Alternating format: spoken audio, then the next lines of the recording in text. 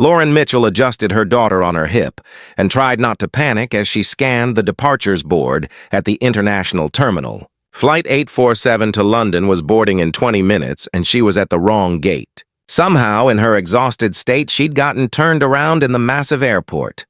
"Mama tired," 3-year-old Mia whimpered, her small arms tight around Lauren's neck.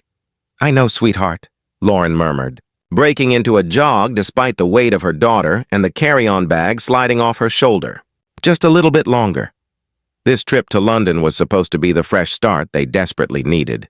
Lauren's older sister had finally convinced her to move there, promising help with childcare and a job at her marketing firm. After 2 years of struggling alone, working double shifts as an airport operations coordinator while Mia stayed with a neighbor, Lauren had finally saved enough for their tickets. She rounded a corner at full speed and collided hard with someone coming from the opposite direction. The impact sent her stumbling backward, and she would have fallen if strong hands hadn't caught her arms, steadying her. "I'm so sorry," she gasped, looking up. And then time stopped. The man holding her arms had dark hair swept back from his face, striking blue eyes and a jawline that could have been carved from marble. He wore an impeccably tailored charcoal suit that probably cost more than her rent. But it wasn't his appearance that made Lauren's breath catch in her throat. It was the fact that she knew him. Lauren? The man's voice was barely a whisper, shock evident in every line of his face. "Lauren Mitchell? Alex?" she breathed, her heart hammering so hard she thought it might break through her ribs. "Alex Thornton?" They stood frozen in the middle of the busy terminal, travelers flowing around them like water around stones. Lauren's mind reeled back 12 years to college, to late-night study sessions that turned into dawn conversations, to stolen kisses in the library stacks, to a love that had felt infinite until life pulled them in different directions. Alex had gotten into a prestigious graduate program in California. Lauren had stayed home when her mother got sick. They'd promised to make it work long distance, but promises are fragile things. The calls became less frequent, the distance more pronounced. And then one day, they'd simply stop trying. Let their connection fade into memory. "It's really you," Alex said, his eyes searching her face as if trying to reconcile the girl he'd known with the woman standing before him. Mia chose that moment to lift her head from Lauren's shoulder, studying Alex with curious brown eyes. "Who's that, Mama?" Lauren saw Alex's gaze move to her daughter, saw something flicker across his expression. Understanding, maybe? Or loss. "This is Mia," Lauren said quietly. "My daughter, she's beautiful," Alex said, and the warmth in his voice was genuine. "How old?" 3. She just turned 3 last month. Lauren shifted Mia's weight, suddenly aware of how she must look. Her blonde hair pulled back in a messy ponytail. Her airport uniform slightly rumpled, exhaustion written in every line of her face. "I'm sorry, I really have to run. We're supposed to be boarding." "You're flying today?" Alex asked, his brow furrowing. "Where are you headed?" "London," Lauren replied. "We're moving there, actually. Starting over." Something in Alex's expression shifted. "Lauren, I need to tell you something." "I'm heading to London, too, on business. But I'm not just any passenger. I'm Alexander Thornton, CEO of Thornton Global Transport. I own the airline you're flying on." Lauren blinked, the words not quite computing. "You own the airline?" "Among other things," Alex said with a self-deprecating smile that was achingly familiar. "I built a logistics and transport company after business school. It grew faster than I expected.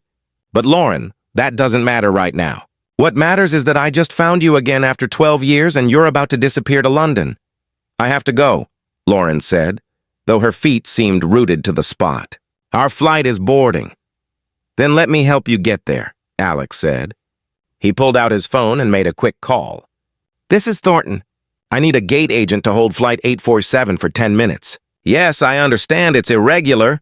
"Do it anyway," Lauren's eyes widened. "Alex, you can't just hold up a flight. I own the airline," he said with a slight smile. "I absolutely can." "Now, which gate are you supposed to be at?" "Gate 47, Lauren admitted. "That's in the international terminal, about a 5-minute walk from here." "Come on, I'll take you." As they walked, Alex shortened his stride to match hers, and Lauren felt transported back in time. They'd walked like this through campus, side by side, always in sync. "Tell me what happened," Alex said gently. "After we lost touch, what happened to you?" Lauren took a breath, deciding on honesty. "My mom died 2 years after you left for California. I met Mia's father at my lowest point. He seemed like an anchor when I was drowning. We got married too fast, and I got pregnant right away. Then I discovered he had another family in another state. He'd been living a double life." "Lauren, I'm so sorry," Alex said, his voice thick with emotion. "I filed for divorce when I was 6 months pregnant," Lauren continued. "He didn't contest it. Didn't want anything to do with Mia. So it's just been us for 3 years now. I've been working at this airport, trying to save enough to give her a better life. My sister lives in London, and she offered us a chance to start fresh. They reached Gate 47, where a gate agent was indeed holding the plane. But Alex made no move to let Lauren board. "What if you didn't go?" he asked suddenly. Lauren stared at him. "What? What if you stayed?" Alex repeated. "Lauren, I never stopped thinking about you. I built an empire, dated other people, tried to move on, but you were always there in the back of my mind, the one that got away. And now here you are, and you're about to fly away again."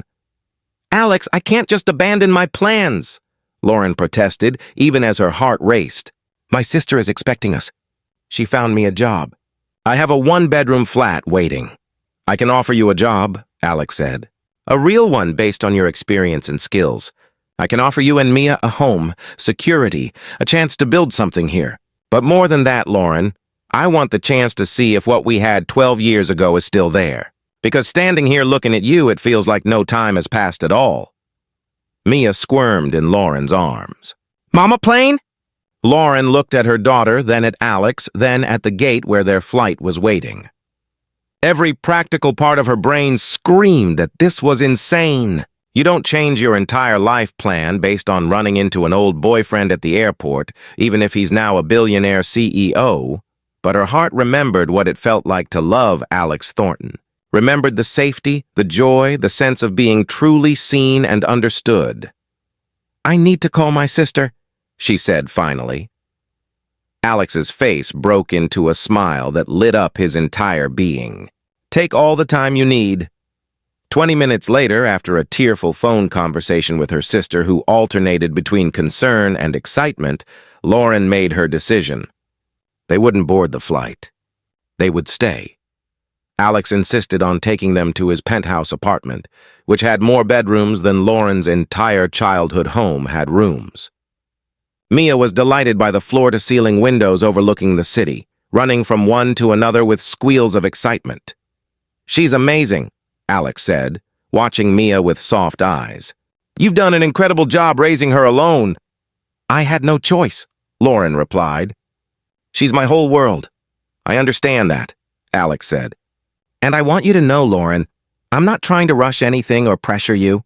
Take your time. Get to know the man I've become. Let me get to know the woman you are now. If something develops between us, wonderful. If not, I still want to help you and Mia have the life you deserve." Over the following weeks, Lauren started a new job as Director of Customer Experience for Thornton Global, a position that utilized her operations background while offering a salary that made her cry when she saw the offer letter. Alex helped her find a lovely 2-bedroom apartment in a safe neighborhood with good schools, though he made it clear she was welcome to stay in his guest rooms as long as she needed. But more importantly, they spent time together. Coffee in the mornings before work, dinners where Alex joined her and Mia, weekend trips to parks and museums. Alex was patient with Mia, never trying to force a relationship, but letting it develop naturally. And Mia, for her part, began to light up whenever Mr. Alex was around. "She asked me today if you were going to be her daddy," Lauren told Alex one evening after Mia had gone to bed. They were sitting on the balcony of her new apartment, the city lights twinkling below them. Alex had brought dinner, as he often did, and they'd fallen into the comfortable rhythm of people who'd known each other forever, but were still discovering each other anew. "What did you tell her?" Alex asked quietly. "I told her that relationships take time, that we're all getting to know each other, and that whatever happens, you'll always be her friend." Alex turned to look at her, his blue eyes intense in the dim light. "What if I want to be more than her friend?" "More than your friend?" Lauren's breath caught. Alex, I love you, he said simply. I loved you 12 years ago, and I love you now. I love the strength you've shown, the mother you've become, the woman who kept going when everything was stacked against her. I love Mia because she's a part of you, but also because she's remarkable in her own right. And I want, more than anything, to be part of your lives. Not as a benefactor or an old friend, but as a partner. As family. Tears streamed down Lauren's face. I'm scared, she admitted. I'm scared of trusting someone again. I'm scared of what it means for Mia if this doesn't work out. I'm scared too, Alex confessed. I'm terrified of messing this up. But Lauren, some things are worth the fear. You taught me that once back in college, when you convinced me to take chances and believe in possibilities. Let me show you the same courage now. Lauren thought about the journey that had brought her here. The loss and heartbreak, the years of struggling alone, the desperate sprint through the airport that had led to a collision that changed everything. She thought about fate and second chances and the strange way life sometimes circles back on itself. Okay, she whispered. Let's try. Alex's kiss was gentle and reverent, a promise rather than a demand.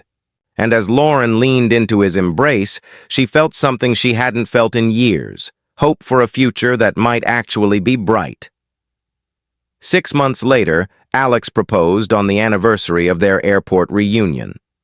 He did it simply, in the same terminal where they'd collided, with Mia holding the ring box and giggling with excitement. Lauren said yes through happy tears, and passengers waiting for their flights broke into spontaneous applause. On their wedding day, Mia served as flower girl, scattering petals with enthusiastic abandon. And when the minister asked if anyone objected to the union, Mia shouted, "I don't object," with such fierce certainty that the entire congregation dissolved into laughter. Lauren's sister flew in from London, shaking her head in amused disbelief at how everything had worked out. You know, she said, hugging Lauren tight, I was so angry when you canceled that flight. But I think you ran into exactly the right person at exactly the right time. I think I did too, Lauren agreed, watching Alex swing Mia up onto his shoulders, her delighted laughter ringing through the air. Sometimes the hardest journeys lead us right back to where we're meant to be. Sometimes the collision we're trying to avoid is actually the miracle we've been waiting for.